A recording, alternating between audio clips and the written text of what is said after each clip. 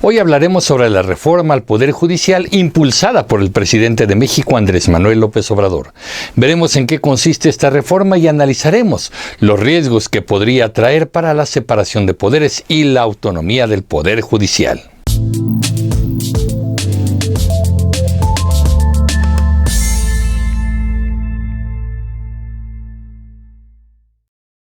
La reforma al Poder Judicial propuesta por el presidente López Obrador ha generado un intenso debate en México. Para entender de qué se trata, primero es importante conocer algunos antecedentes.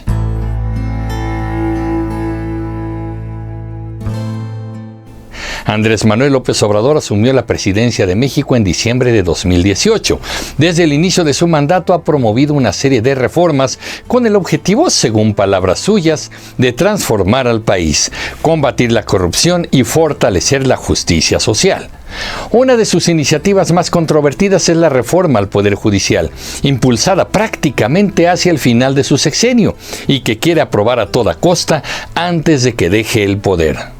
Esta reforma busca modificar la estructura y funcionamiento del sistema judicial mexicano para hacerlo, según el presidente, más eficiente y accesible para la ciudadanía.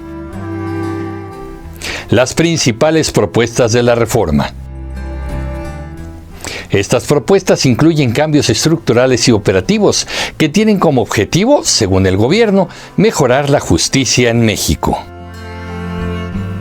Creación de una nueva institución. Una de las propuestas más destacadas es la creación de un nuevo organismo llamado Instituto Nacional de la Defensoría Pública. Este instituto tendría como objetivo proporcionar asistencia legal gratuita a personas de escasos recursos, garantizando así el acceso a la justicia para todos. Este organismo estaría encargado de defender a aquellos que no pueden costear un abogado, lo cual es una medida interesante para muchas personas que enfrentan dificultades económicas. Reforma a la Suprema Corte. Otra propuesta importante es la reforma a la Suprema Corte de Justicia de la Nación. Esta incluye la reducción del número de ministros de la Corte, de 11 que son los que actualmente existen, a solo 9. Se eliminarían también las 2 salas en las que actualmente se discuten las materias civil, penal, así como administrativa, laboral, y para que todo se resuelva en las sesiones de pleno. La reforma también incluye cambios en la forma en que se eligen jueces, magistrados y ministros. Actualmente los ministros son propuestos por el presidente y ratificados por el Senado, pero la reforma propone un sistema de selección diferente para asegurar, según López Obrador, una mayor imparcialidad. Para ello se ha propuesto que ahora los jueces, magistrados y ministros sean electos por voto popular, para que así sea el pueblo el que designe a los juzgadores. El argumento es que con este tipo de elección el Poder Judicial estará más cerca y al servicio del pueblo.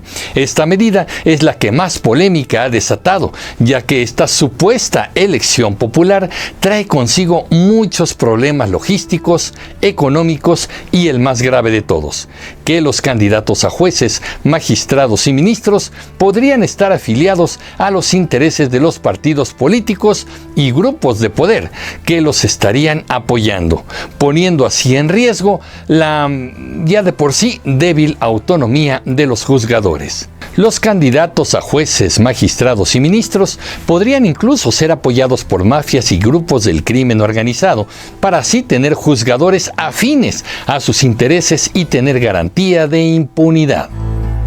Otro problema es que la ciudadanía tendría que elegir entre una enorme cantidad de candidatos sin conocer a fondo sus trayectorias o las funciones que desempeñarán. Los votantes podrían ser simplemente manipulados para votar a favor de aquel candidato que el líder político les indique. Además, en vez de permanecer en el cargo 15 años como actualmente sucede, los nuevos ministros durarían en el cargo 8, 10 y 14 años en función de la votación que obtengan en las urnas. Es decir, entre más votos obtengan, más tiempo se quedan.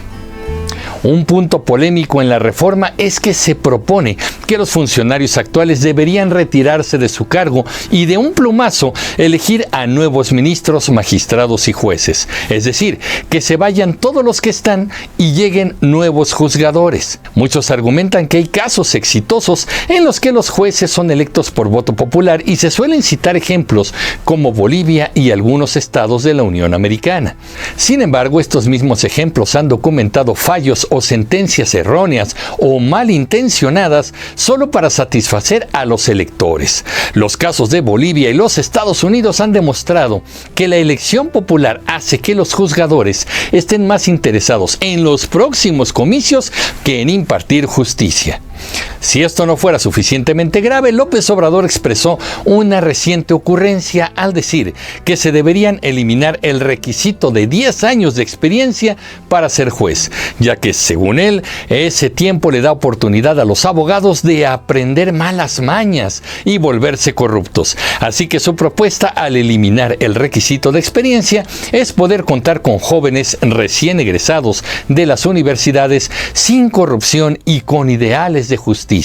Lo que en realidad quiere con esta propuesta es contar con jóvenes sin experiencia que sean sumisos y se apeguen a los intereses de la élite gobernante o al presidente o presidenta en turno. También se plantea eliminar la pensión vitalicia que actualmente reciben los ministros en retiro, así como bajar los sueldos para que nadie gane un salario mayor al presidente. Además, se plantea la creación de una sala especializada dentro de la Suprema Corte de Justicia de la Nación para atender casos de corrupción y violaciones graves a los derechos humanos. Cambios en el Consejo de la Judicatura Federal. La reforma también incluye cambios en el Consejo de la Judicatura Federal, que es el órgano encargado de supervisar y administrar el Poder Judicial. Se propone fortalecer su papel para combatir la corrupción y mejorar la eficiencia del sistema judicial. Parte de esta propuesta es la creación de tribunales especializados en temas como el combate a la corrupción y el narcotráfico, con jueces que tengan la capacitación y recursos necesarios para enfrentar estos desafíos. Un nuevo órgano de sanción. Se llamará Tribunal de Disciplina Judicial y estará integrado por 5 magistrados que durarán en su cargo 6 años. Las propuestas de candidatos para este tribunal se harán de manera parecida a la que regirán las postulaciones a la Suprema Corte. Su presidencia rotará 2 años y será definida en una votación por los propios integrantes de su pleno. El tribunal podrá investigar y sancionar a jueces por corrupción, tráfico de influencias, nepotismo, complicidad o encubrimiento de presuntos delincuentes o cuando sus sentencias no se ajusten a los principios de objetividad, imparcialidad, independencia, profesionalismo o excelencia. Las sanciones posibles incluyen la amonestación, suspensión, multa, destitución e inhabilitación. Estas últimas 2 sanciones no aplicarán para los ministros de la Corte, en cuyo caso el tribunal deberá pedir a la Cámara de Diputados el inicio de un proceso de desafuero. El tribunal podrá presentar ante la Fiscalía denuncias adicionales. El supuesto combate a la corrupción. López Obrador ha sido muy crítico con el sistema judicial actual, al que acusa de estar plagado de corrupción y de ser ineficiente. Curiosamente, eso lo hace ahora que la Suprema Corte es presidida por una ministra que no satisface sus caprichos. Esta crítica no la hacía cuando el exministro Arturo Saldívar presidía la Corte e intervenía de manera ilegal para obtener fallos y sentencias a favor del gobierno federal. La reforma, según López Obrador, busca fortalecer los mecanismos de control y supervisión para garantizar que los jueces y funcionarios judiciales actúen con integridad y transparencia. La reforma también busca aumentar la eficiencia y transparencia del sistema judicial. Esto incluye la reducción de los tiempos de resolución de los casos y la implementación de tecnología para modernizar los procesos judiciales. Riesgos para la separación de poderes y autonomía judicial. La separación de poderes es un principio fundamental en cualquier democracia.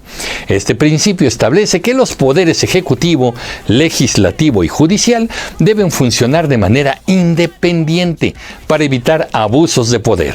Una preocupación con la reforma de López Obrador es que podría debilitar esta separación de poderes.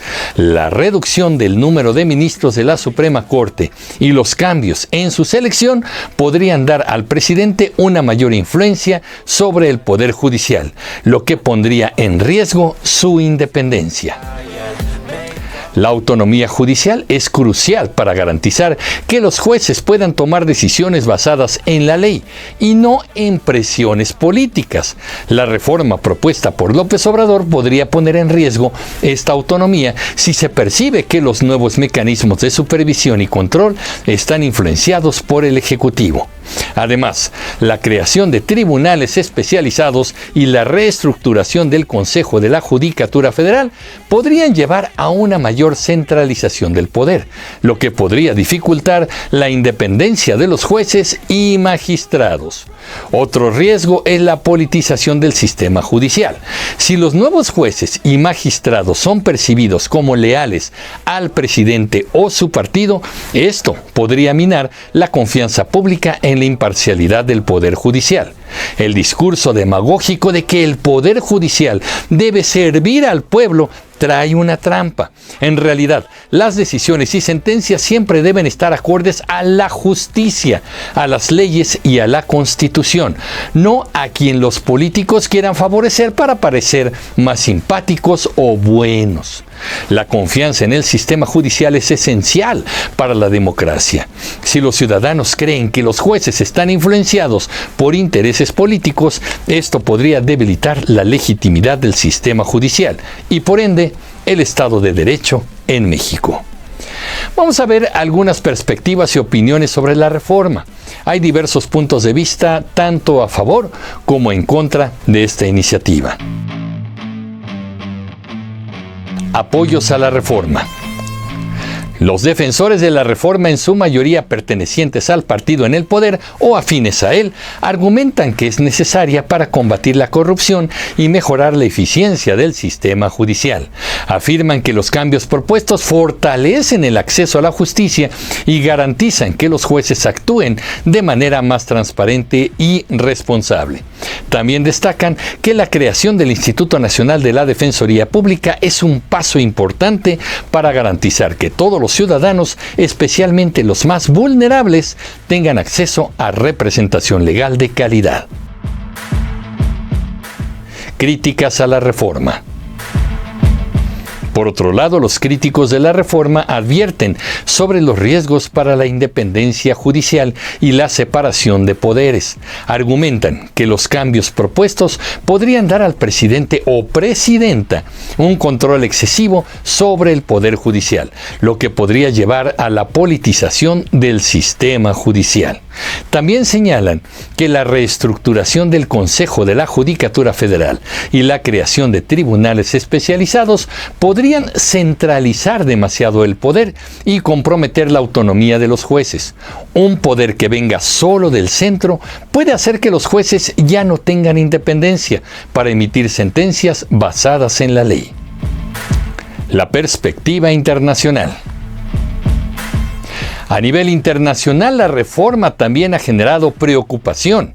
Organizaciones de derechos humanos y expertos en justicia han advertido que cualquier cambio al sistema judicial debe hacerse con cuidado para no comprometer su independencia y garantizar que se mantenga la confianza pública en la justicia. Conclusiones.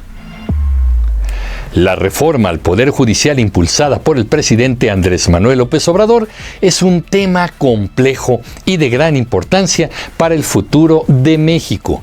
Si bien tiene objetivos loables como combatir la corrupción y mejorar el acceso a la justicia, los hechos concretos han mostrado que López Obrador no combate la corrupción y sí trae consigo el objetivo de acumular todo el poder en todos los ámbitos del Estado. Esta reforma también presenta riesgos significativos para la separación de poderes y la autonomía judicial. Las señales son claras. El presidente, tiene toda la intención de conformar un poder judicial al servicio de los intereses del poder ejecutivo, que le permita operar con impunidad y hasta perseguir a opositores o a quienes no estén de acuerdo con su supuesto movimiento político y social. Este debilitamiento del Poder Judicial ya lo vimos en Venezuela, Bolivia y Nicaragua, y sus resultados han sido nefastos y muy claros. Es esencial que este tipo de reformas se lleven a cabo con un amplio consenso y con mecanismos claros para proteger la independencia del Poder Judicial.